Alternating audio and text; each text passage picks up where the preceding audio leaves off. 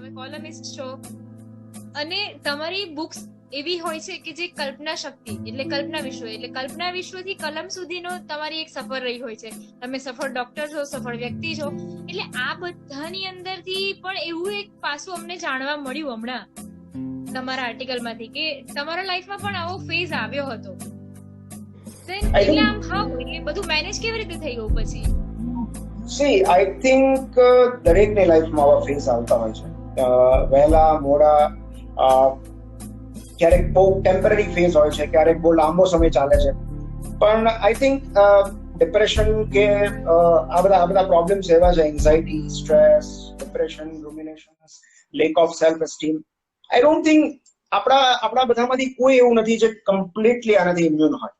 તો બીકોઝ જે એમ્બિશિયસ છે એને તો ડિપ્રેશન આવવાનું જ છે. જે ઇન્ટેલિજન્ટ છે, જે વિચારી શકે છે, એને તો ખાસ આવવાનું છે. અને I think we all are thinking individuals. તો we all are ambitious at some level. તો આઈ થિંક મને નથી લાગતું કે કમ્પ્લીટલી આપણે એનાથી દૂર. ક્યારેક દરેકની લાઈફમાં એવો ફેઝ આવતો જ હોય છે કે આપણને એમ થાય કે યાર બહુ થયું, હવે આમાંથી બહાર નીકળી જઈએ તો સારું. તો ઇટ્સ જસ્ટ દેટ મેં એવા બે મેજર ફેઝ, માઇનર તો મને યાદ નથી, પણ બે મેજર ફેઝ એવા જેમાંથી હું પસાર થયો છું, અને બંને ડિફરન્ટ ઇન્ટેન્સિટીના. તો એવું નથી કે એકવાર તમે ડિપ્રેશનમાંથી બહાર આવ્યા હોય તો સેકન્ડ ટાઈમ તમને ડિપ્રેશન નહીં આવે or you are immune to depression. No, એના અલગ અલગ ફ્લેવર્સ છે. ઓસીડીના સ્વરૂપમાં આવી શકે, એટલે depression with OCD or any setback can push you into depression. પણ ઇનસાઇટ મહત્વની છે. અમે દર્દીઓને ઘણીવાર કહેતા હોઈએ છીએ કે સારવારનો પહેલો તબક્કો સ્વીકાર છે. તો જ્યાં સુધી આપણે સ્વીકારશું નહીં કે હા અમે ઉદાસ છીએ, ત્યાં સુધી સારવાર શક્ય નથી.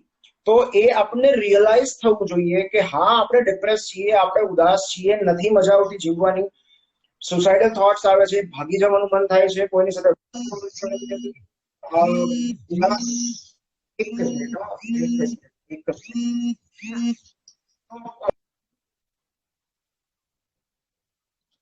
તમારો વોઇસ ઇન્ટરપ્ટ થાય છે. મારે ઝોમેટોનો કોલ આવતો હતો એટલે. તો બેઝિકલી હું કહેતો હતો હા કે ઇનસાઇટ ઇઝ વેરી ઇમ્પોર્ટન્ટ. આપણને રિયલાઇઝ થવું જોઈએ કે જે અવસ્થામાંથી આપણે પસાર થઈ રહ્યા છે એ ડિપ્રેશનનો તબક્કો છે. પ્રોબ્લેમ એ છે કે જો આ ઇનસાઇટ નથી આવતી તો આપણે સારવાર તરફ આગળ વધી જ નથી શકતા. બીકોઝ આપણને એવું લાગે છે કે આપણા મનની નબળાઈ છે, આપણી સાથે કંઈક ખરાબ થઈ રહ્યું છે, ઓર આ સંજોગો ખરાબ છે, on an number of things. આપણે ક્યારેય એવું રિયલાઇઝ નથી કરી શકતા કે આ બીમારી છે. ધીસ ઇઝ અ ફેઝ કે જેમાંથી આપણે પસાર થઈ રહ્યા છે, જે બાકીના જગતના ઘણા બધા એવા લોકો છે જેમાંથી એ સફરિંગમાંથી પસાર નથી થઈ રહ્યા અને આપણે થઈ રહ્યા છે. તો એમાંથી બહાર નીકળવા માટે શું કરવું જોઈએ?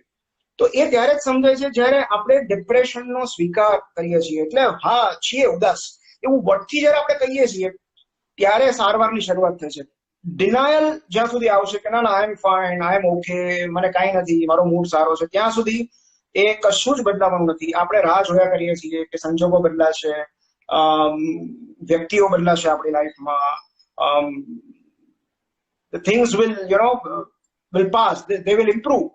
પણ હકીકતમાં જ્યાં સુધી માઇન્ડસેટ ઇમ્પ્રુવ નથી થતો ત્યાં સુધી કશું જ ઇમ્પ્રુવ નથી થતું. સો સોરી, આ જ પ્રોબ્લેમ છે ને કે આપણે એમાંથી બહાર નીકળવાનો પ્રયાસ ચોક્કસ જ કરીએ છીએ, પણ આપણે એવું એક્સેપ્ટ નથી કરતા. એટલી ઓનેસ્ટી નથી આપણામાં, એટલી પોતાની જાત માટે જાગૃતતા નથી કે આપણે આ પરિસ્થિતિમાં છીએ, એને એક્સેપ્ટ કરીએ અને પછી એની આગળ વધીએ. સી આમાં કેવું છે, હું તમને કહું કે કદાચ તમે મને એમ પૂછો કે સપોઝ હેપીનેસ ના કોઈ મેજર્સ હોય છે, મતલબ how do you define depression? તો ડિપ્રેશનનું કઈ રીતે ખબર પડે કે આ માણસ ડિપ્રેસ છે? ઓકે, તમે સાયકેટ્રીની ટેક્સ્ટબુકમાં જાઓ તો એના ટિપિકલ લક્ષણો છે, પણ how do I define depression? તો મારા એક બહુ સેટ સ્ટાન્ડર્ડ છે.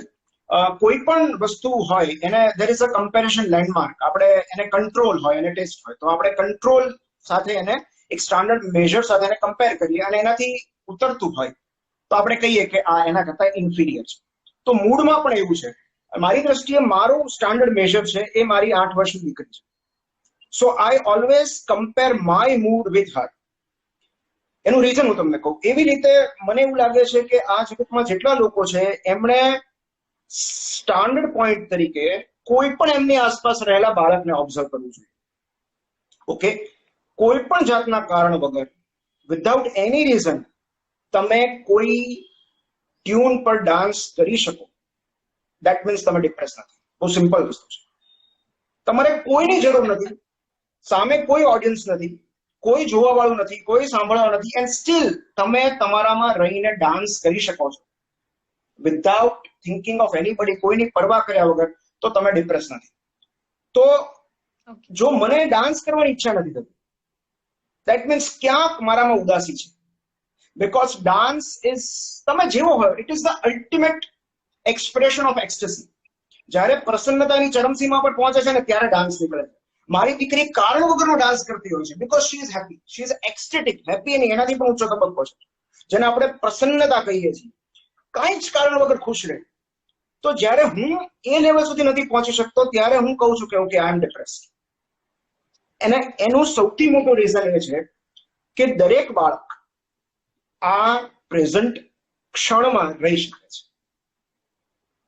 એ લોકો નથી આગળનો વિચાર. અલ્ટિમેટલી આપણે વિચારીએ કે મેન્ટલ હેલ્થ, ડિપ્રેશન, એન્ઝાઇટી, જે નામ આપીએ, રૂમિનેશન્સ, જે નામ આપીએ, અલ્ટિમેટલી શું છે? It is going beyond this very moment. જ્યારે એટલે ભૂતકાળની ભૂલોને વાગોળવામાં અને ભવિષ્યની ચિંતાઓ કરવામાં જે કંઈ આવે છે ડિપ્રેશન, તમે આંખો બંધ કરીને વિચારો કે આ ક્ષણમાં, આ 2 સેકન્ડનો પોઝ ગયો, એમાં 2 ક્ષણ વીતી ગઈ, તો એ ક્ષણ જવા દો. હવે આ ક્ષણ આપણી લાઈફમાં શું પ્રોબ્લેમ છે? નથિંગ. સો પ્રોબ્લેમ એ છે કે if we learn to live in this very moment, there is no depression. Problem એ છે કે જ્યારે આપણે રૂમિનેશન્સ એટલે પાસ્ટ જે ઓલરેડી વીતી ચૂક્યું છે એનો વિચાર અટકાવી નથી શકતા, અથવા તો જે આવવાનું છે ભવિષ્યમાં એનો વિચાર અટકાવી નથી શકતા, ત્યારે ડિપ્રેશન આવે છે. અલ્ટિમેટલી વર્તમાન પરિસ્થિતિમાં કોઈ ડિપ્રેશન છે જ નહીં. તો હવે પ્રશ્ન એ થાય છે કે તમે આ ક્ષણમાં જીવતા કેવી રીતે શીખો? તો એની સામે મારી દલીલ એવી છે કે મને એક વ્યક્તિ એવી બતાવો કે જે આ ક્ષણમાં ન જીવતી. મતલબ, can you live in any other moment except in this? It is not possible.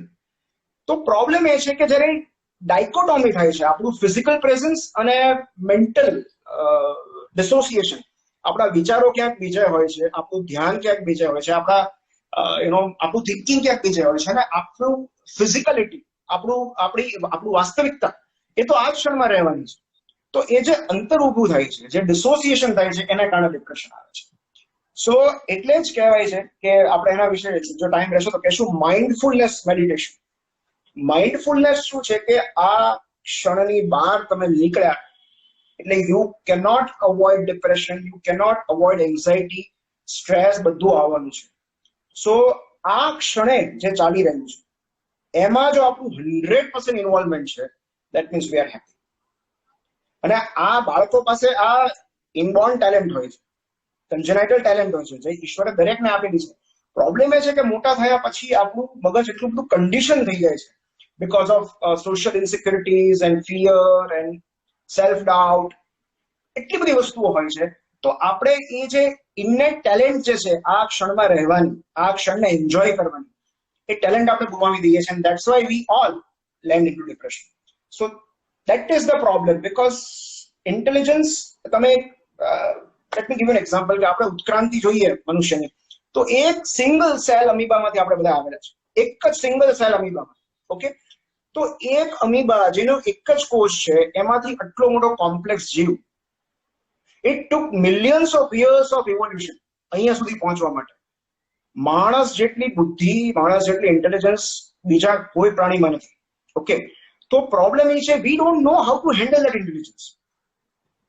આપણી બુદ્ધિ, આપણા વિચારો એટલા બધા શાર્પ છે, if you don't know how to use it, આપણે આપણી જાતને ઇન્જર કરી બેસીએ છીએ. અને દેટ ઇઝ વોટ એક્ઝેક્ટલી આજે જ હું એક સુશાંતનો વિડીયો જોતો તો મને કોઈ મોકલ્યો, and he was talking on education.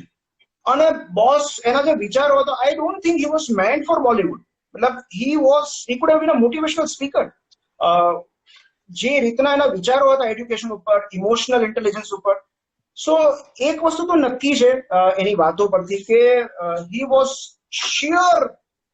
full of sheer intelligence. જે કઈ સુસાઇડના કેસીસ થાય છે, જેટલા ડિપ્રેસ લોકો છે, જે મેં પહેલા આર્ટિકલમાં બી લખેલું હતું કે too much of intelligence kills because if you don't know how to handle it. આપણે ખાલી એટલું જ શીખવાનું છે કે ઇન્ટેલિજન્સને કઈ રીતે હેન્ડલ કરવી. That's it. Otherwise we all are very intelligent human beings. Sir, પણ ઘણીવાર એવું હોય છે, હમણાં આપણી પાસે થોડા ક્વેશ્ચન્સ પણ આવ્યા કે ઘણા વ્યક્તિઓ એવા હોય કે એ સમજતા પણ હોય કે નથી થતું આમ તેમ બધું, એટલે કે મૂળ મુદ્દો એવો છે કે સમજાય છે પણ સ્વીકારી નથી શકાતું. રાઈટ. એટલે એમાંથી એને આપણે ઓવરકમ કેવી રીતે કરવું? હવે જો આમાં છે ને, સૌથી પહેલા તો સોરી, હું એકલો કોફી પીઉં છું.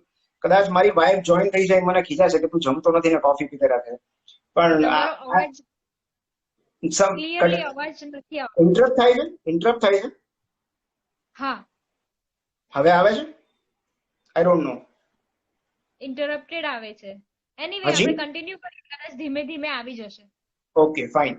તો બેઝિકલી કદાચ નેટ કનેક્શનમાં પ્રોબ્લેમ છે. ફાઇન. હવે જુઓ, એક કોમેન્ટ એવી છે કે સમજાય છે પણ સ્વીકારી નથી શકાતું.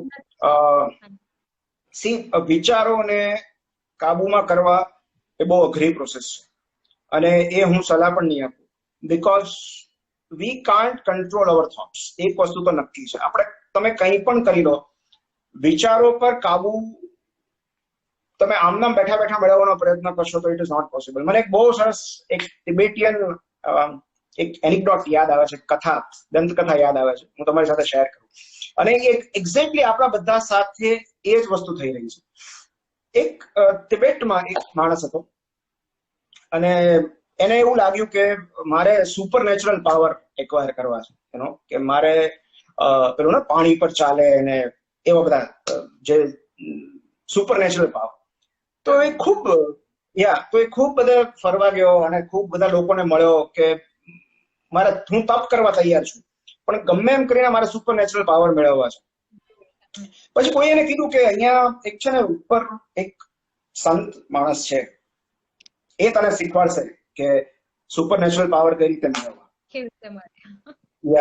તો એ ખૂબ બધા પર્વતો, ડુંગરાઓ બધું પાર કરી, નદીઓ પાર કરીને અલ્ટિમેટલી એ જ્યાં સમાધિમાં સંત બેઠા હતા મેડિટેશનમાં, ધ્યાનમાં, ત્યાં પહોંચ્યો અને એને કીધું કે હું આવી રીતે ફલાણા ગામમાંથી આવું છું ને મારે તમારી પાસેથી એવી વિદ્યા શીખવી છે કે સુપર નેચરલ પાવર સામાન્ય વ્યક્તિ ન કરી શકે પણ હું કરી શકું. એટલે શરૂઆતમાં પેલા સંતે બહુ ધ્યાન ના આપ્યું, છતાં પેલો જીદ પર ત્યાં જ રહ્યો કે નહીં મારે શીખવું જ છે. એટલે પેલો કે તું જાણી you are wasting your time. તો કે ના, તમે મને કહો, હું કંઈ પણ કરવા તૈયાર છું. એટલે પછી પેલા કીધું કે સારું, આમ નહીં જાય એને એવું લાગ્યું. એટલે એને કીધું કે હું એક મંત્ર આપું છું, એક તિબેટનો મંત્ર એને આપ્યો, અને કીધું કે આ મંત્ર તારે દરરોજ 5 મિનિટ સુધી ઉચ્ચારવાનો. ઓકે. એટલે દેટ ફેલો સેડ કે શું તમે મજાક કરો છો? આ મંત્ર, તિબેટિયન મંત્ર દરેક ઘરમાં ખબર છે, બધાને ખબર છે, અને આના ઉચ્ચારણ કરવાથી કઈ રીતે સુપરનેચરલ પાવર આવે? એટલે કે પણ પણ પેલા સંતે કીધું કે આ મંત્ર જે છે ને એનું ઉચ્ચારણ કરવાની એક સ્પેશિયલ કી છે, એનો એક સ્પેશિયલ રહસ્ય છે, સિક્રેટ છે. તો કે શું? તો કે આ મંત્ર 5 મિનિટ સુધી ઉચ્ચારવાના છે, પણ એ દરમિયાન તારા મનમાં એક પણ વખત વાંદરાનો વિચાર ન આવવો જોઈએ. એટલે વાંદરાનો, મંકીસ. એટલે દેટ ફેલો સેડ કે શું યાર, હું પાગલ થઈ ગયો છું, મારી જિંદગીમાં મેં ક્યારેય વાંદરાના વિચાર નથી કર્યા, તો હવે હું શું કામ? હા, એકાદ વાર વાંદરા જોયા હશે અલગ વસ્તુ છે, પણ હું કઈ થોડો રોજ વાંદરા વિશે વિચારું છું, હું શું કામ વિચારું? તો